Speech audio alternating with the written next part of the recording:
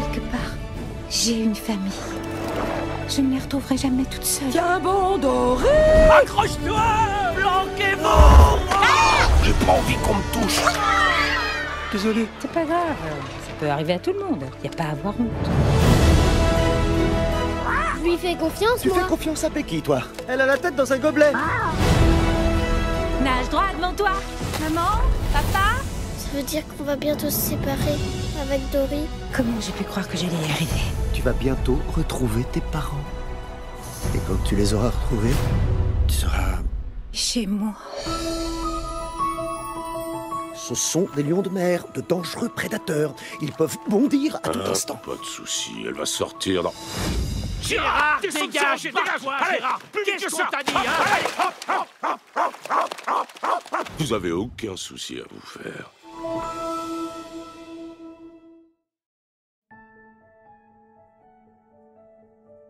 Le monde de Dory, réalisé par Andrew Stanton, qui a réalisé Wall-E, John Carter et Le Monde de Nemo, et en collaboration avec Angus MacLane.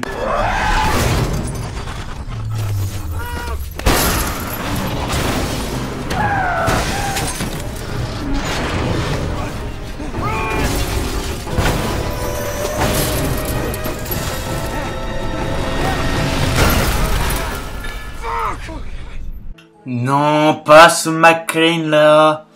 Il s'est chargé de plusieurs courts et moyens métrages pour Disney et Le Monde de Dory est son premier film, à son actif. Un an après les événements du Monde de Nemo, Marin et Nemo vivent en parfaite harmonie avec Dory, qu'ils ont adopté dans leur famille. Mais un événement traumatisant vient perturber leur quiétude et Dory s'embarque dans une aventure pour retrouver sa famille, aidé par les membres de sa famille de cœur et par de nouveaux personnages tout en couleurs. Donc déjà, c'est un très bon film. Il est dans la bonne continuité du premier film et l'animation est toujours aussi bonne. Le scénario est plutôt bon. J'avais peur personnellement que le scénario soit un peu recalqué sur celui-là du Monde de Nemo, mais je trouve personnellement que c'est à peu près la même histoire. Mais tu as de bons éléments qui font que c'est une très bonne histoire. Ensuite, les personnages sont tous très attachants. Comme Marin, Dory, Nemo. Donc Marin est un peu con. Alors qu'à la fin du Monde de Nemo, il était quand même un peu plus libre d'esprit. Là, on croit qu'il n'a pas du tout évolué. Nemo est bien, il a toujours sa caractéristique du gosse qui veut tout enfoncer, qui croit en Dory, qui a confiance en elle. Dory, elle a un peu plus d'évolution. On voit ses inquiétudes, je reviendrai peut-être après. Et on apprend un peu plus sur sa personnalité et son passé. Ensuite, on a quelques nouveaux personnages. On a par exemple le rôle de Destinée, qui est doublé par Mathilde Seigné, je crois. Un requin-baleine complètement aveugle, nope ou un truc du genre. Elle est attachante, drôle, elle est plutôt sympa. Il y a Bailey, doublé par Kev Adams.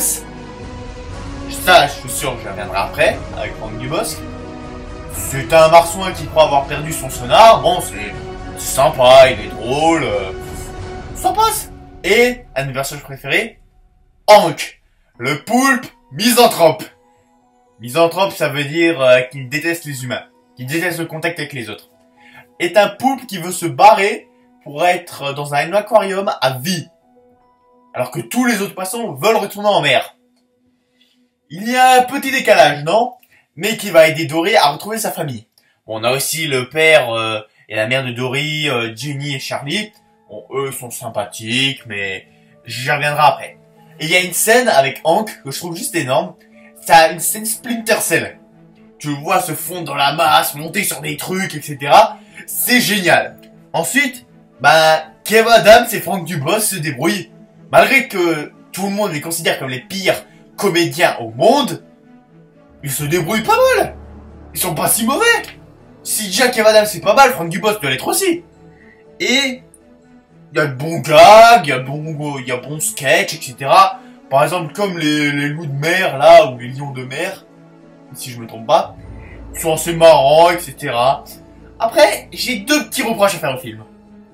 Le premier, je dis, c'est pas vraiment un reproche, comment je peux dire?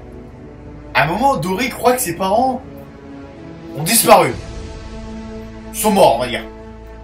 Et à un moment, elle retrouve, là, avec les algues, et on découvre que les parents de Dory avaient fait des coquillages, vu qu'on l'avait dit, si tu suis les coquillages, je te trouve la maison. Donc elle suit les coquillages, et elle découvre une espèce de petit lit.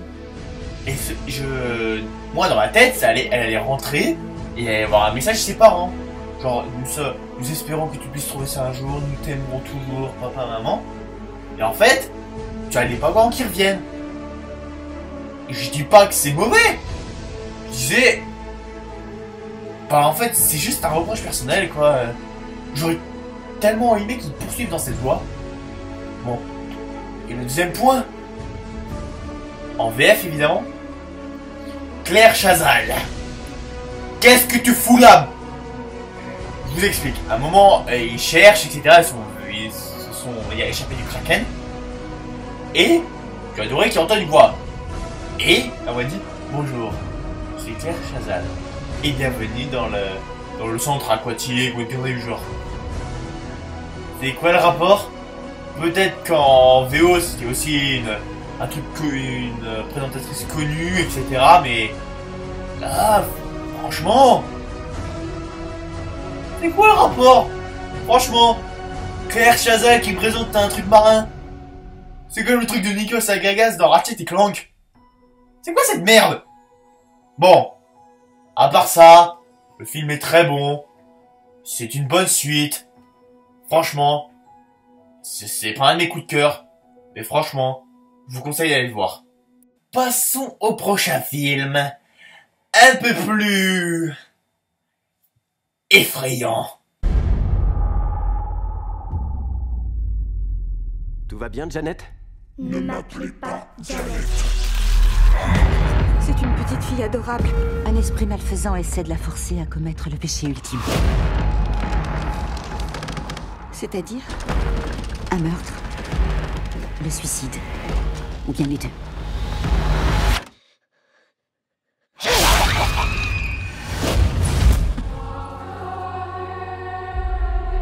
Les membres de cette famille ne sont que des pions.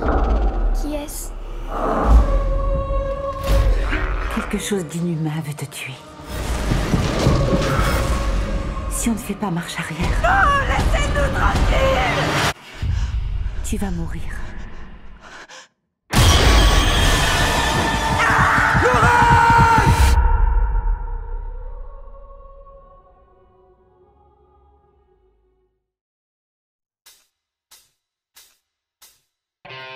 Conjuring 2, réalisé par James Wan.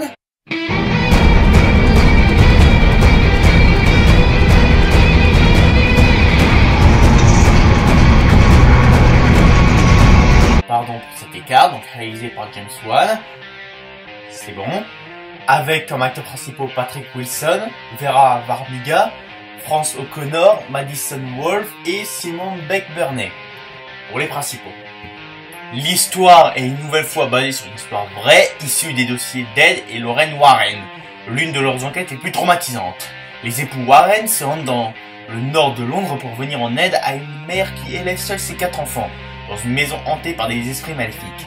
Il s'agira de l'une de leurs enquêtes paranormales les plus terrifiantes. Donc déjà, pour vous prévenir, c'était mon premier film d'horreur au cinéma. Donc, la réaction était assez poussée. Mais je reviendrai avec ça sur l'ambiance. Déjà, c'est un très bon scénario. C'est basé sur une histoire vraie des dossiers Warren. Donc déjà, on peut se dire si ça s'est vraiment passé comme ça. On est dans la merde. Donc, je vous ai déjà résumé, le scénario est bon. Il y a de très bons acteurs, comme Patrick Wilson qui joue Ed Warren, qu'on retrouvera dans Aquaman de Jason Momoa. Pardon.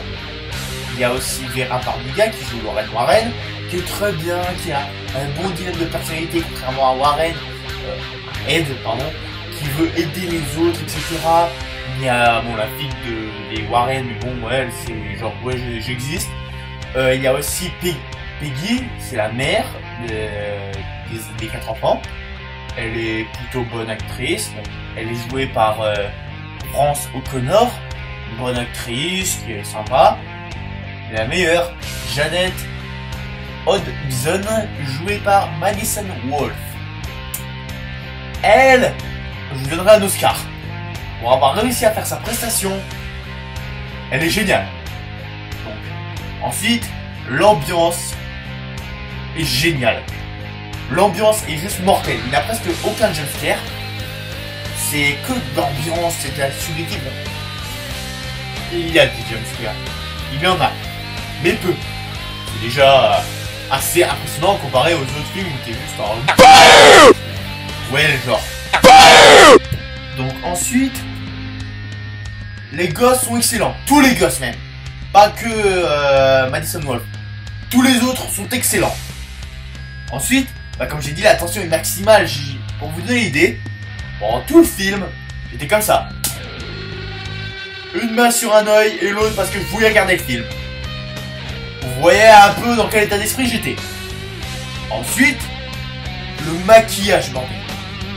Le maquillage de la gamine et de Valak. Valak, si vous avez vu le film, vous comprenez. Je ne sais pas si elle est faite en image de synthèse. C'est un vrai maquillage. C'est magnifique, ma chérie. Mon seul reproche, un personnage qui est complètement chiant, où j'avais envie de baffer toutes les 2 secondes. Mais bon, ça c'est personnel et ça entache pas la qualité du film. Bon, le film est bon. Je ne vais peut-être pas acheter en Blu-ray. On verra bien. Mais... c'est un bon film. Très bon film même.